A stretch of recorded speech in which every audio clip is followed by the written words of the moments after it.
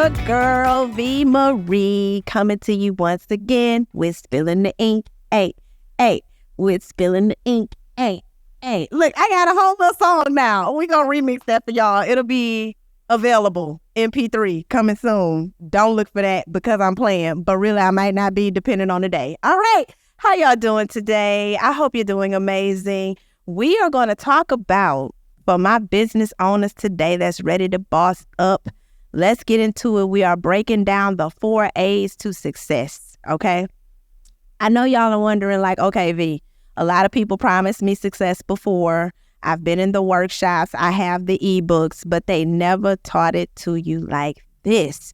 When it comes to the 4 A's can actually become the guidelines. It can become the outline for you when it comes to launching anything, whether it's product or service. So let me get into it a little deeper when we talk about what are 4 A's to success. We're talking about attraction. We're talking about awareness. We're talking about building authority. And we're talking about building anticipation. So let me collectively take you through setting up a good launch, okay? This is going to help you case out launch strategy for yourself. So if you had an event coming up, like for instance, I ran a 30-day Pain to Purpose revival on Instagram last February, and it was amazing. It was in the middle of a pivot. And for my people that are in the middle of a pivot, you definitely want to pay attention to this. But this is for anyone that is planning to launch anything. So with the 30-day Pain to Purpose revival, I said, okay, what is the best way to reintroduce my brand to the world? People knew me for brand development only. They knew if they clicked the link in my bio, they were going to see a list of packages to accommodate their brand development. But as I grew as a business and I heard the anticipation from the audience telling me they needed me as a coach. So then I developed Brand Builders Academy, and then they came back and they're like, you just have all this confidence and you come with all this energy. And it was almost like they wanted to commit to just being in my space. And when I saw that it was a need for a lot of people in entrepreneurship to have a safe space, I became a safe space for a lot of people. But with that, I wanted to say, well, how can I build my brand now that I understand my superpowers? So that's where the pivot came. So I said where personal development meets brand development, because I wanted to help people dig in deeper to themselves so that they can become confident and consistent to the commitment of being an entrepreneur, right? We can make a brand, but how long is it going to stay around? Businesses are developed every day, but a lot don't stick around. So I want to make sure I work with people that develop lasting impressions through their brand. You know what? I was fighting you last episode. Where did he come from? I don't know. Somebody, security, get this net. Anyway, so let's get into authority. When it comes to building authority for your business, actually, let's back up. We're not going to start with authority because that doesn't come first, okay? We're going to start with building the awareness. That is what comes first. When it comes to you and a brand and you've developed a brand, what you have to do is say that I commit to getting outside, and I also commit to getting online, and I commit with exchanging my time for resources. Okay? When it comes to also building awareness about yourself, you want to be intentional when you're getting outside and when you're online. So I'm saying that to say, let's take me for example, Pantheon Graphics. When I did the 30-day revival, in order to get the news out, I used several methods. I created reels that illustrated stories that painted the picture of the transformation you would receive if you came and attended the revival. I also created content, and that content was set up as a countdown strategy. And I scheduled my content in the Facebook business suite to go off 3 times a day, reminding people of what was about to launch in February. I also went into email marketing campaign groups that I had segmented out from previous things where I may have gotten people's engaging emails and stuff, and we're exchanging information. I added them to a prospect list in my email campaign segments. And then I have others where I taught workshops or something of that nature. They're all titled. So you want to make sure you're always setting up something where you can generate emails to build your marketing list. So I put out promotions for that. And when it comes to my people that get caught up on, well, what do I say in the promotion? Technology like ChatGPT is here as a resource. But what I want us to do is use ChatGPT for instances like this and dissect what ChatGPT gives you to make it sound like how your brand talks. That is your brand tone. You don't want to sound like ChatGPT wrote the email. You want to sound like you. So you use ChatGPT's results as like the framework and you add and edit to it. Or you could tell ChatGPT to speak in a certain tone that sounds similar to you. For example, when I did the Pain to Purpose revival, in order to write my email campaigns to let them know we are 3 days away and telling them about the opportunity that's coming through the revival and what to expect and how to get prepared for it, I asked ChatGPT to write me a 3-email series that is launching a campaign for an online event that includes, and I tell them the takeaways, at least 3 bullet points, and I could say, speak in the tone of TD Jakes, speak in the tone of Lisa Nichols, and it's going to construct it according to that tone, okay? Once again, I'm giving y'all a game. Just come over to Brand Builders and stop playing with me. Matter of fact, stop playing with yourself, okay? Just sit up, click any of my links. We need to work together because this is ridiculous. Y'all know y'all need to work with me. Okay, let's get back on it. I'm sorry for my little rants, but I'm sick of this. Y'all know y'all need to come on over here. I'm sick of this. So we want to run that email campaign, all right? We also want to make our content, and this is building awareness. Now you got the email marketing flowing for you. You have content going, and you also want to go live to promote it. Not only going live, but you want to go split live on as many platforms as you possibly can.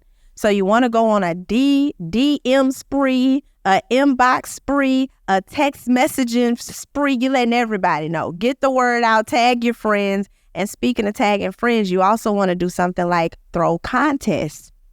Tag 3 people. Share this in your story. Tag me in it. If it's like a book launch or something, let me see you with a copy of your book. Tag me to win a free gift. That type of thing helps to build awareness, okay? And when it comes to awareness, you also are building the anticipation at the same time. Because if you're telling people to promote something and tag it for you, or you have a countdown going on in not only your email marketing, but your content on your social media platforms, we see the countdown. You also want to give a sense of urgency in things like your call to actions and your captions on your content by letting them know limited seat is available. If we have limited seating, that causes rush, urgency. I got to get in the room. Let me click the bio. I don't have tomorrow to wait. That type of thing. If you really want to get some instant traction going when it comes to awareness and authority, do it live so that people can engage with you, ask questions live, and you may even want to give freebies for the event. That's why it's clear to know the end goal of the event first before you even promote it.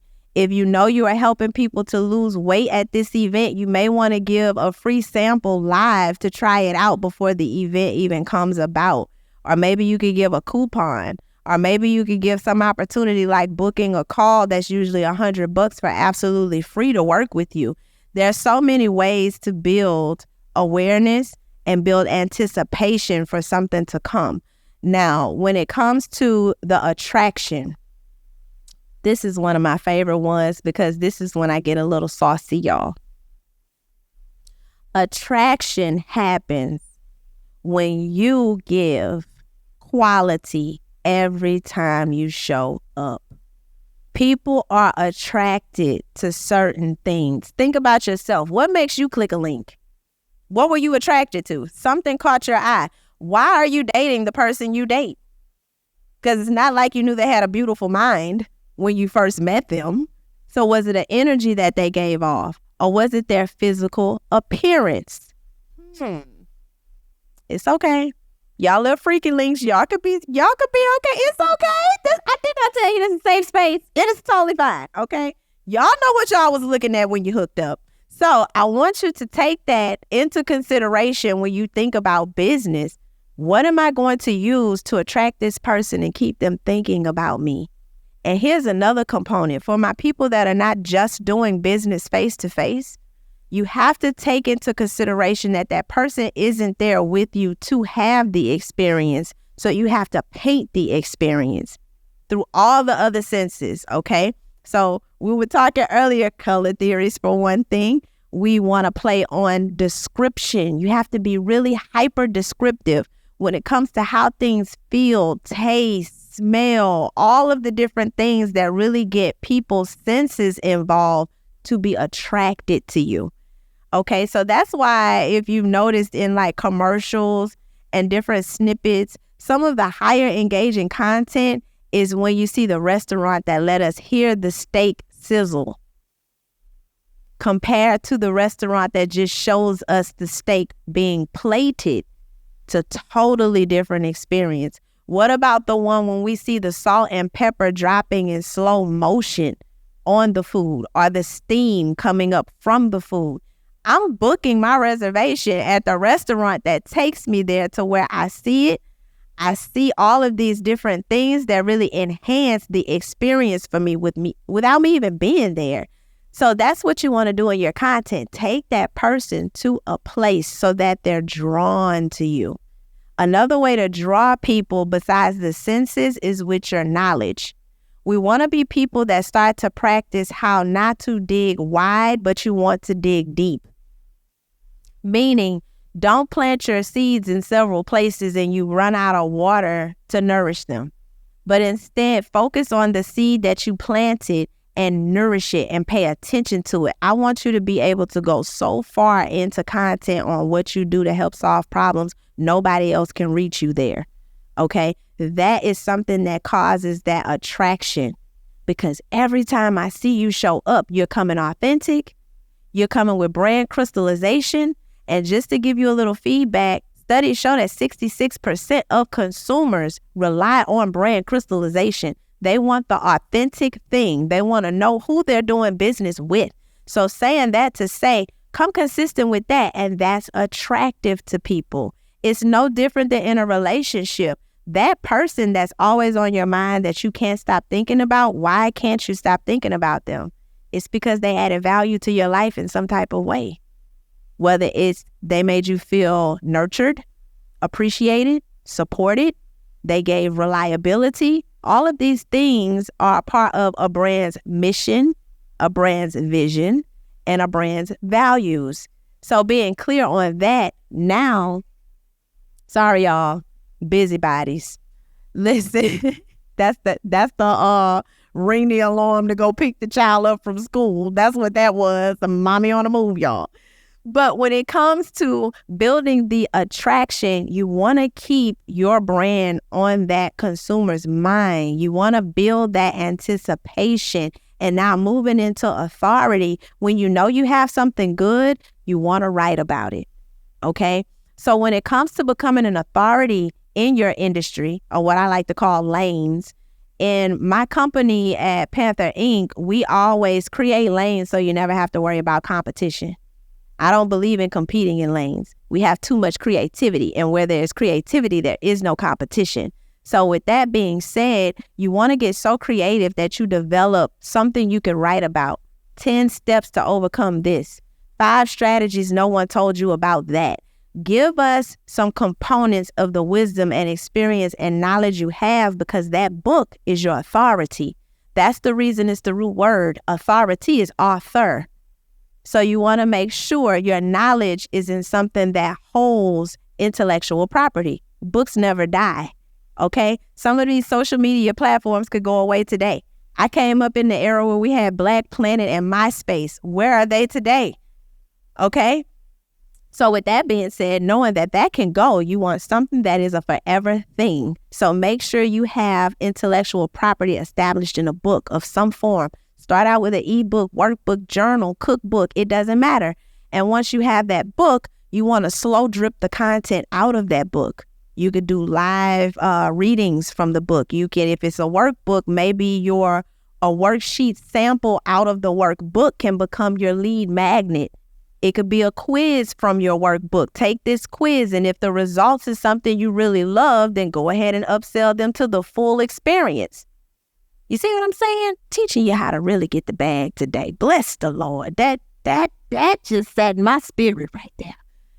Make the full thing and then give them a taste test. Okay? That's basically what I'm breaking down. Know the value, understand what you offer, make the component as a book reference, and then you slow drip the valuable information in your email marketing.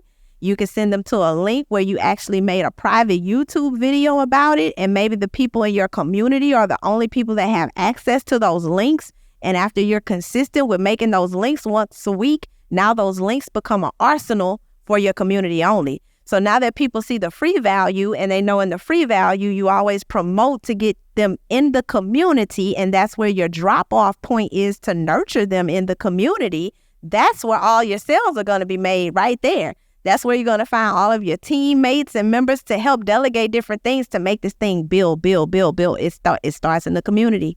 But that book is going to give you authority to interviews and podcasts and platforms that just other products and services won't, because books speak in rooms differently than anything else.